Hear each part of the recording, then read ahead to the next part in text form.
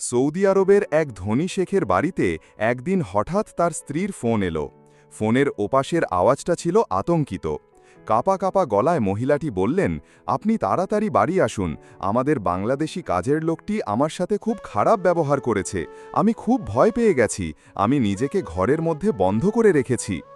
এই কথা শোনা মাত্রই শেখের রক্ত মাথায় চড়ে গেল। এক মুহূর্ত দেরি না করে তিনি সরাসরি পুলিশকে ফোন করলেন। আমার স্ত্রী বিপদে পড়েছে, আমার বাড়িতে একজন বাংলাদেশি কাজের লোক আছে, জলদি আসুন। কিছুক্ষণের মধ্যেই পুলিশের দুটি গাড়ি বাংলোর সামনে এসে থামল। পুলিশ ভেতরে ঢুকে বাড়িতে থাকা সেই বাংলাদেশি লোকটিকে, যার নাম ধরে কেউ ডাকত না, তাকে ধরে হাঁটু গেড়ে বসিয়ে দিল। ততক্ষণে শেখও সেখানে পৌঁছে গেছেন। বাড়ির সবাই জড়ো হয়েছে। স্ত্রী ঘরের ভেতর থেকে দরজা বন্ধ করে রেখেছেন। কাজের লোকটি মাটিতে বসে কাঁপছে।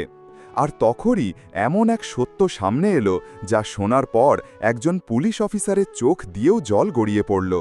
তার মুখ থেকে শুধু একটাই কথা বেরোল, মানবতা আজও বেঁচে আছে। কিন্তু সেদিন আসলে কি ঘটেছিল, যা একজন সাধারণ কর্মীকে অপরাধী বানিয়ে দিয়েছিল এবং তারপর মানবতার সবচেয়ে সুন্দর রূপটি দেখিয়ে দিয়েছিল? ছেলেটির নাম ছিল রহিম। বাংলাদেশের সিরাজগঞ্জের এক ছোট্ট গ্রামের খুব সাধারণ একটি ছেলে। গরিব ঘরে বেড়ে উঠলেও তার স্বপ্নগুলো ছিল অনেক বড়।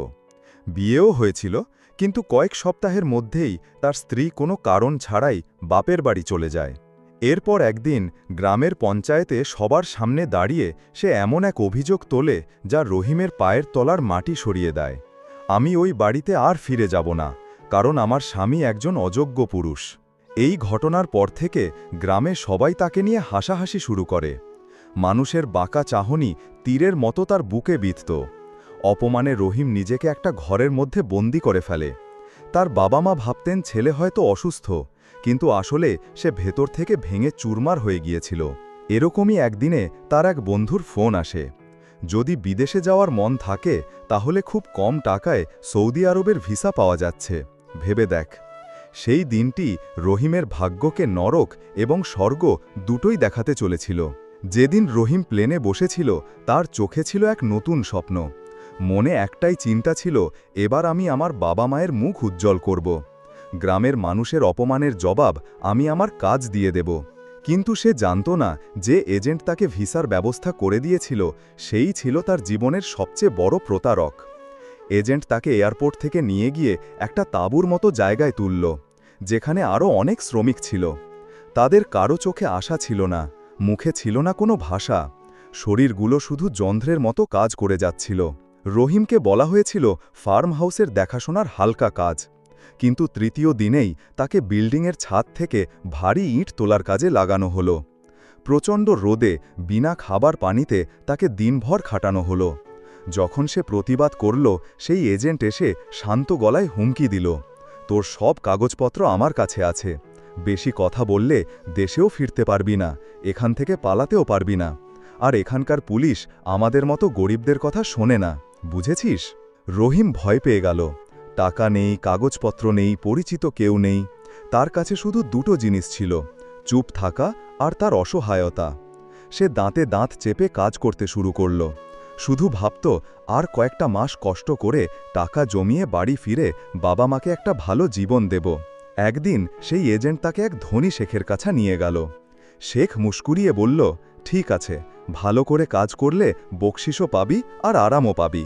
কিন্তু সেটা ছিল একটা মস্ত বড় মিথ্যা। পরের দিন থেকেই রহিমের জীবনটা একটা দাসের মতো হয়ে গেল। সে সততার সাথে কাজ করত। প্রতি মাসে বেতন পেলে শেখকে বলতো, মালিক, আমার তো ব্যাংক অ্যাকাউন্ট নেই, টাকাটা আপনিই রাখুন, যখন দেশে ফিরব তখন একবারেই নিয়ে নেব।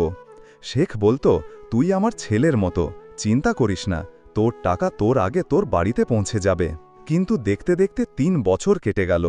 রহিম একদিনের জন্য ছুটি পায়নি। অবশেষে যেদিন সে প্রথমবার শেখের কাছে দেশে ফেরার কথা বলল আর তার জমানো টাকা চাইল, শেখের চোখের দৃষ্টি বদলে গেল। মুখের হাসি মিললে গিয়ে সে বলল, কিসের টাকা? এই সব আমার, আর এখন থেকে তুইও আমার। রহিম বুঝতে পারল, সে এতদিন যাকে বিশ্বাস করেছে সে আসলে তার মালিক নয়, একজন সওদাগর, যে তাকে মানুষ নয়, শুধু একটা কাজের যন্ত্র মনে করে। শেখ তাকে নিজের বিশাল বাংলোতে নিয়ে গিয়ে প্রায় বন্দি করে ফেলল। বলল, এখন থেকে তুই বাড়ির ভেতরেই কাজ করবি, আমার হুকুম ছাড়া বাইরে যাবি না। রহিম এখন একটা ছায়া মানুষ হয়ে গিয়েছিল। তার একটাই কাজ ছিল হুকুম পালন করা। তার মনটা প্রতিদিন গ্রামের সেই ভাঙা বাড়ির উঠোনে গিয়ে বসত, যেখানে তার মা ভাত বেড়ে দিত, বাবা পরম স্নেহে আশীর্বাদ করতেন। এই বাড়িতেই থাকতেন শেখের স্ত্রী জয়নাব, এমন একজন মহিলা যার চোখে ক্লান্তি নয়, এক গভীর শূন্যতা ছিল। তিনি একদিন রান্নাঘরে দাঁড়িয়ে দেখলেন রহিম ঝুঁকে মেঝে পরিষ্কার করছে। তার কাঁধ দুটো ঝুলে পড়েছে, চোখ মাটির দিকে, আর ঠোঁটে যেন চাপা কান্না জমে আছে। প্রথমবার জয়নাব তাকে প্রশ্ন করলেন, তুমি কি বাংলাদেশ থেকে এসেছ? রহিম চমকে উঠে শুধু মাথা নাড়ল। জয়নাব আবার জিজ্ঞাসা করলেন, তুমি কি এখানে খুশি? এইটুকু শুনতেই রহিমের ৩ বছরের জমানো কষ্ট বাঁধ ভেঙে বেরিয়ে এলো। সে কাঁদতে কাঁদতে বলল, ম্যাডাম, আমি এখানে কাজ করতে আসিনি, নিজের অপমান থেকে পালাতে এসেছিলাম, কিন্তু ভাগ্য আমার সাথে আরও বড় প্রতারণা করেছে। এরপর সে তার পুরো গল্পটা খুলে বলল, গ্রামের বঞ্চনা থেকে শুরু করে সৌজিতে এসে তার সাথে হওয়া ৩ বছরের অন্যায়, সব কিছু। সব শুনে জয়নাব বললেন, আপনাকে দেখে মনে হয় আপনি ইনসানিয়াত বোঝেন। জয়নাবের মুখটা কঠিন হয়ে গেল, কিন্তু চোখ দুটো ভিজে উঠল। তিনি শান্ত গলায় বললেন, আজ থেকে তুমি একা নও, আমি যা করার করব। সেই রাতেই যখন শেখ বাড়ির বাইরে ছিল, জয়নাব ফোন তুলে কাঁপা কাঁপা গলায় সেই দুটো বাক্য বললেন, যা দিয়ে এই গল্পের শুরু।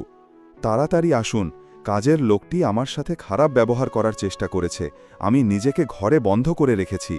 এই মিথ্যার পেছনে কোনো ষড়যন্ত্র ছিল না, ছিল একজন অসহায় মানুষের স্বাধীনতার জন্য এক মরিয়া চেষ্টা। পরদিন সকালে পুলিশ যখন বাংলোতে হানা দিল, তারা রহিমকে হাঁটু গেড়ে বসিয়ে দিল।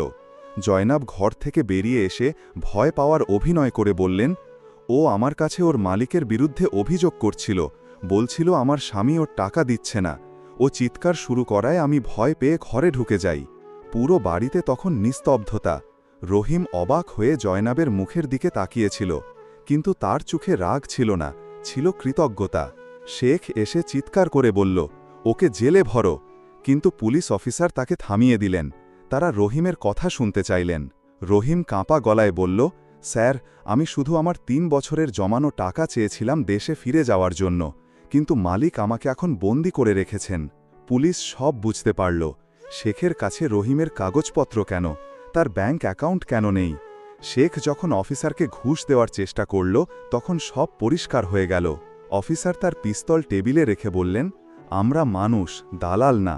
টাকা আমাদের কিনতে পারে না, কিন্তু মানবতা আমাদের সব সময় ঝুঁকিয়ে দেয়।